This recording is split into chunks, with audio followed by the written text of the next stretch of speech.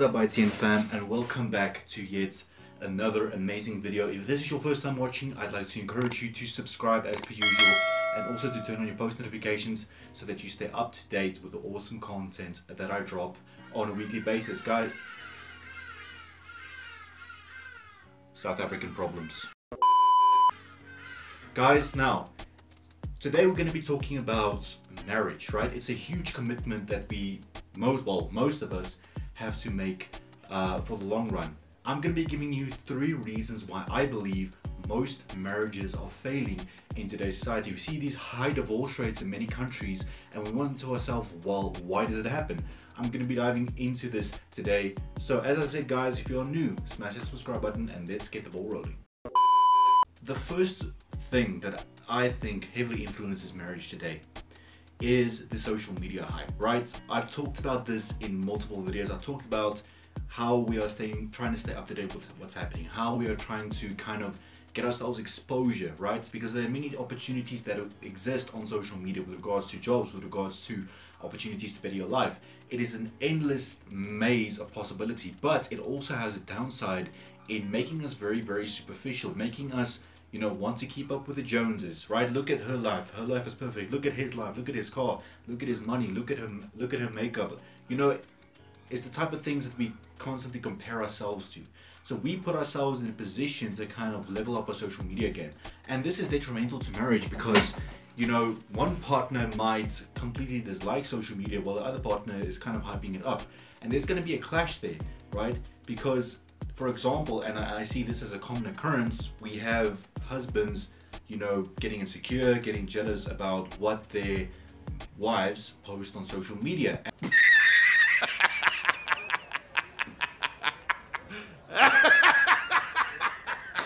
And, you know, rightfully so, because there are elements on social media that kind of are just on social media to birth. It is as simple as that. I don't know.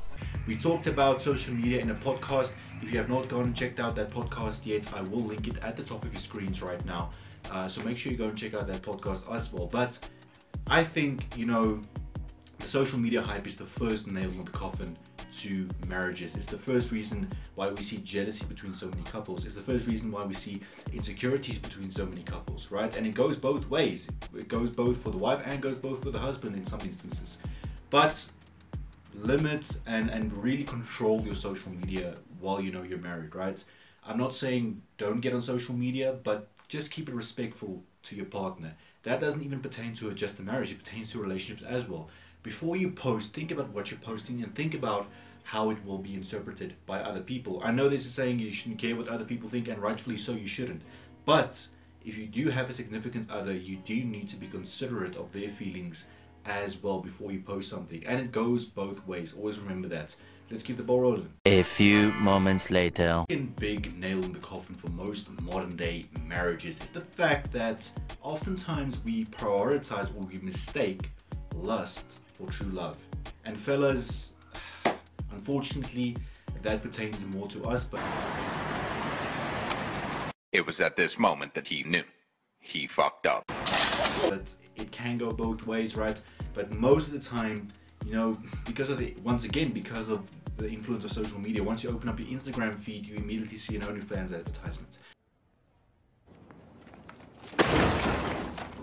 And what I think that does is it implants into the male brain the wrong picture of what a woman's supposed to be, the wrong picture of, you know, what beautiful is supposed to be.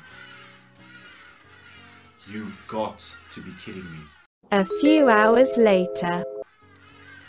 Right, now, you guys have got to excuse the birds. There's nothing I can do. They're just flocking outside like crazy. But anyway, where I was is that I think all of these OnlyFans pages and all of these images we see of women on social media, they plant the wrong idea in the male's head. Why are you running? They plant the wrong idea of beautiful because now he associates beautiful with being half naked. Okay, so subconsciously we're wrongly influenced by social media, and it goes both ways. As I said, if a woman logs onto Instagram and sees a shirtless guy, well, it is what it is. We're all human, right? But you should draw the line. There should be a clear distinction between lust and between love. lust often is temporary, whereas love, you'll know the difference. You'll know the difference. There needs to be an emotional connection outside of a physical connection in order to call it love. Okay? And there are a bunch of other elements also, which I'm not going to get in depth to. But the point of the matter is that lust is being mistaken for true love. We think we love somebody, end up marrying them, and then we realize, oh, once the physical attraction is gone, we're actually not attracted to them. And that is why an emotional attraction is also so important in order to make a lasting relationship. Ladies and gentlemen, I'm no relationship expert, but I've been through many of these things. I've seen many of these things firsthand happening, and that's why I've identified these 3 kind of nails in the coffin for modern day marriages. I almost screwed that up. Now, we're going to be moving on to the last nail in the coffin for modern day marriages. Let's go. A few moments later. Now, the final and 3rd nail in the coffin for modern day marriages is money. Money, listen, guys, the saying that money does not make you happy, to an extent, is not true.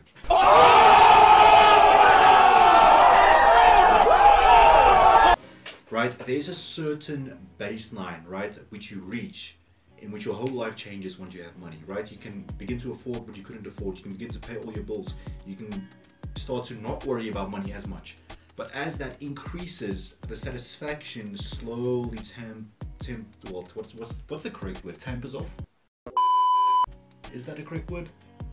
But anyway, the satisfaction slowly curves down the more money you make, right? As I said, there's a certain baseline to which it does buy happiness, yes, but then it tampers down, right? Or tapers down, that's the word. What you want, you could do so, Anyway, guys, money has always been a controversial topic, right? We see many couples, I think, fundamentally not knowing how to work with their money and how to work jointly with their money, and then there ends up being fights, there ends up being disagreements about who pays what, who owns what after they divorce, etc.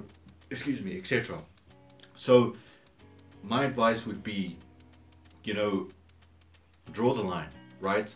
If you guys have an agreement of your money is my money is your money, that's fine. But as long as you manage that, as long as you keep track of who needs to pay what, who's responsible for what, then it can work. But don't end up in a situation in which, my money is my money and your money is your money, right? So, sometimes it does work, but ultimately it just causes conflicts, especially when there's children involved.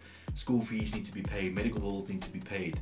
All of that needs to be paid, and no one wants to kind of take responsibility for that. So make sure that you really talk openly to your partner about money. Make sure you manage your money correctly between the two of you. I'd like to thank you very much for tuning into yet another video. If you have any other topic recommendations, leave them down below in the comment section.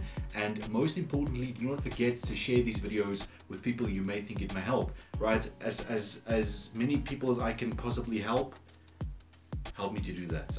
That is my mission. That is a mission on the channel. If you guys have not yet become part of the family, you can do so by just smashing that subscribe button. I'll be seeing you in the next video.